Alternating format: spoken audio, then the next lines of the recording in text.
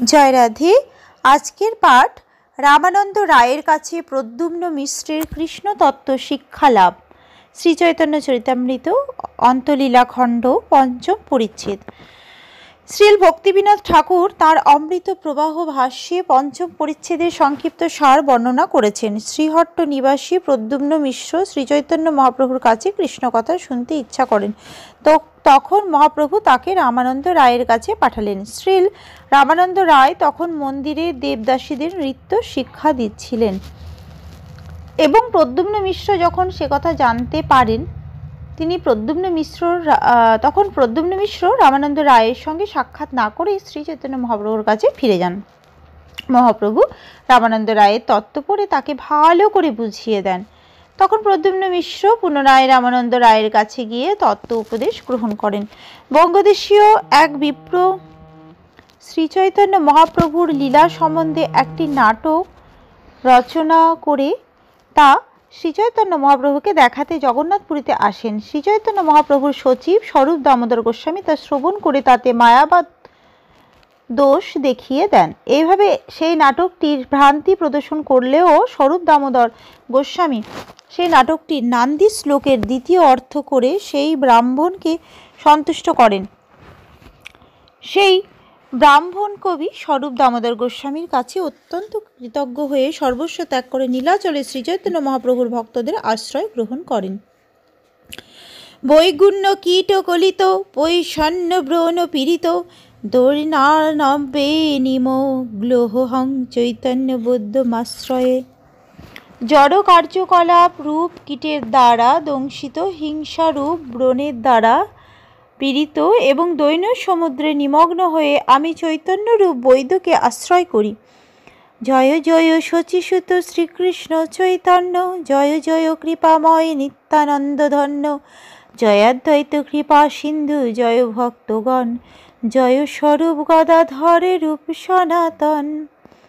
শচীনন্দন শ্রীকৃষ্ণ চৈতন্য মহাপ্রভু জয়যুক্ত হন, কৃপাময় শ্রীমান নিত্যানন্দ প্রভু জয়যুক্ত হন, কৃপার সমুদ্র শ্রী অদ্বৈত আচার্য জয়যুক্ত হন, স্বরূপ দামোদর গোস্বামী, গদাধর পণ্ডিত, রূপ গোস্বামী, সনাতন গোস্বামী প্রমুখ শ্রীচৈতন্য মহাপ্রভুর সমস্ত ভক্তরা জয়যুক্ত হন।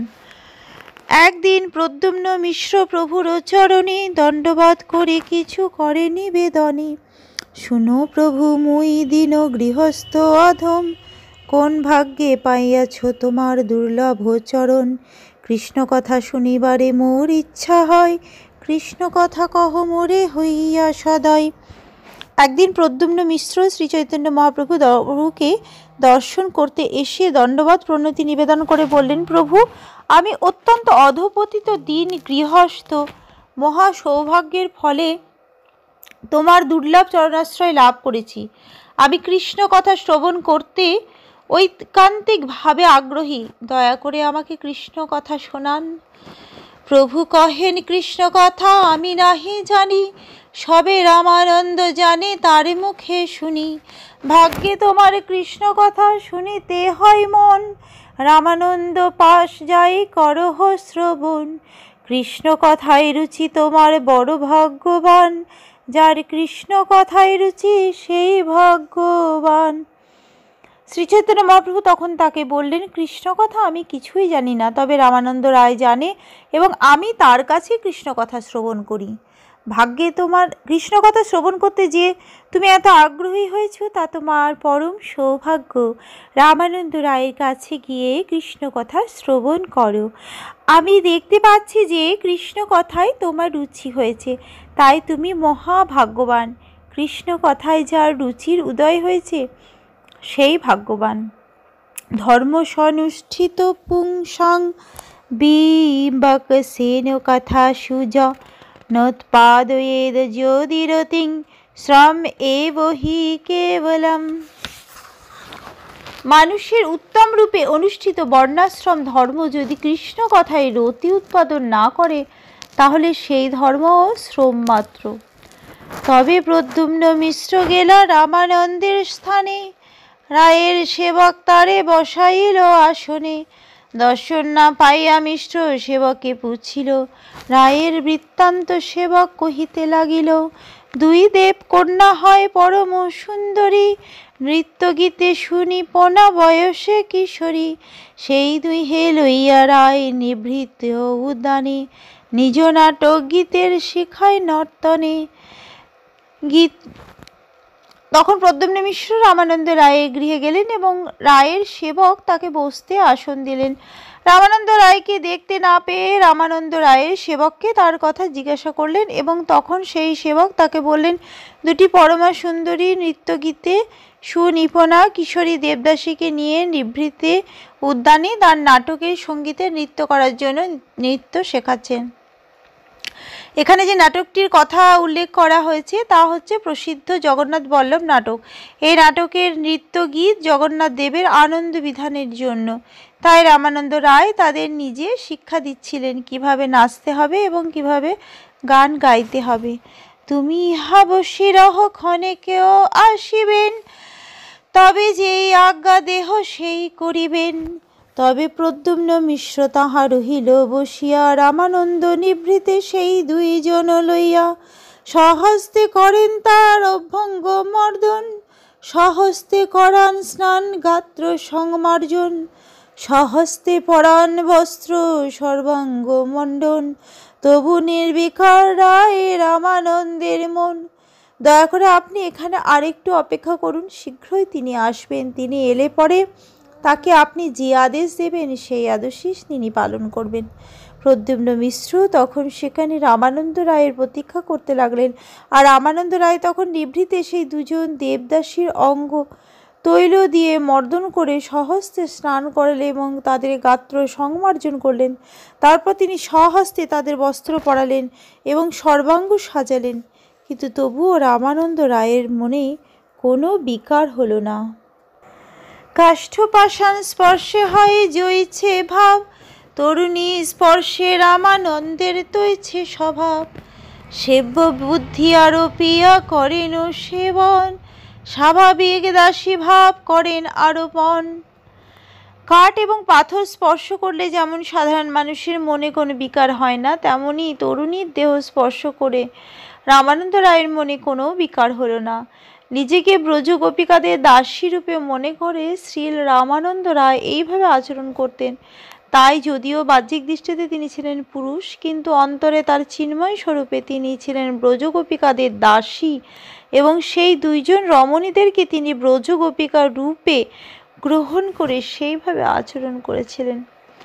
শ্রীল ভক্তি বিনোদ ঠাকুর তার অমৃত প্রবাহ ভাষ্যে লিখেছেন, শ্রীল রামানন্দ রায় জগন্নাথ বল্লভ বলে একখানি নাটক রচনা করেছিলেন।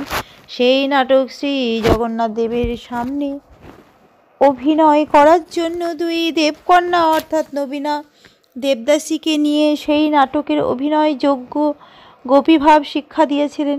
সেই দুই কন্যা প্রধানা গোপীদের লীলা অভিনয় করবেন বলে তাদের প্রধানা গোপীরূপে সেব্য বুদ্ধির আরোপ করে স্বয়ং অনুগত দাসীর ভাব গ্রহণ করে ভাবী অভিনয়ের গীত সেবাদি শিক্ষা দিয়েছিলেন। শ্রী রামানন্দ রায় নিজেকে শ্রীমতী রাধারানীর দাসী বলে জেনে শ্রীমতী রাধারানীর অভিনয়কারিণীদের সেব্য বুদ্ধি আরোপ করে তাদের দেহ সংস্কার ও মণ্ডনাদি করেছিলেন।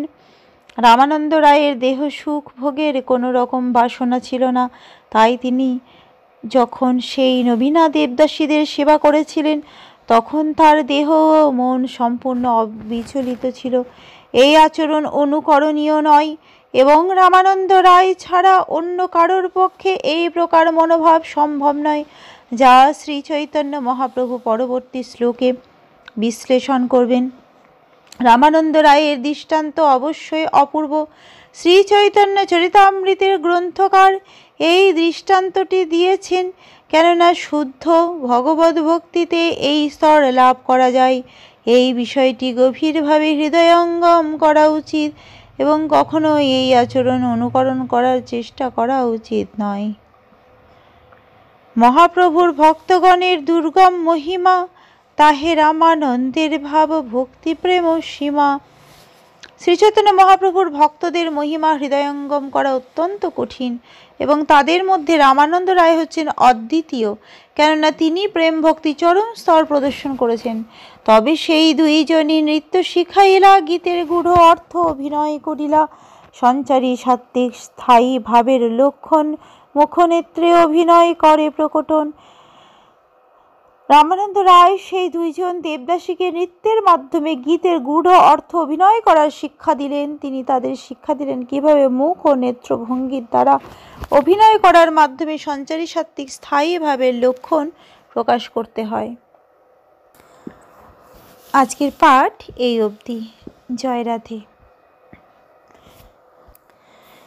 ভজ শ্রী কৃষ্ণ চৈতন্য প্রভু নিত্যানন্দ শ্রী অদ্বৈত গদাধর শিবাসাদি গৌর ভক্ত বৃন্দ। হরে কৃষ্ণ কৃষ্ণ কৃষ্ণ হরে হরে, হরে রাম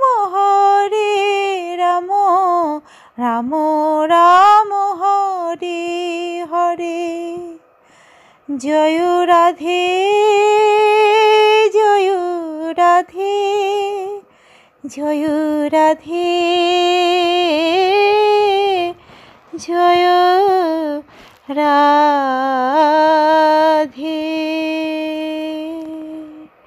জয় রাধে।